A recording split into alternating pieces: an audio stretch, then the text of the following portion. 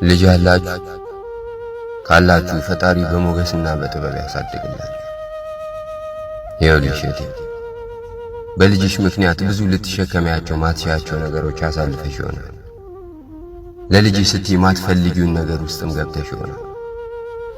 ይህን ሁሉ ነገር እውነቴን ነው የምልሽ አትጥዩ። አምላክ እኮ በምትከፊ መስዋዕትነት ልክ የሸለመሽ ውድ ስጦታሽ ነው። ስለዚህ ከጎኔ ሳትለይ ልጅሽን አቅፈሽ ዓለምሽን ፍጠሪ። እስቲ ዙሪያሽ ያሉትን ተመልከች። ብዙዎች ለፍተው ደክመው ሀብት አከማችተው ነገር ግን ለልጅ ያልታደሉ ቤት ይቁጠራቸው። አንቺ የምትማረሪበት ለእነሱ ግን ናፍቆት የሆነባቸው። ይህንንም አስተውል።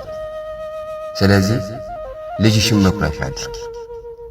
አንተስ ወንድሜ ልጅ እያለህ ያፈርክበት ማመን የከበደህ አሊያም የጀርባ ታሪኬን ያበላሻል ብለህ የሸሸኸው ግድ የለህም። ወደ ልጅ ተመለስ፣ እቀፈው።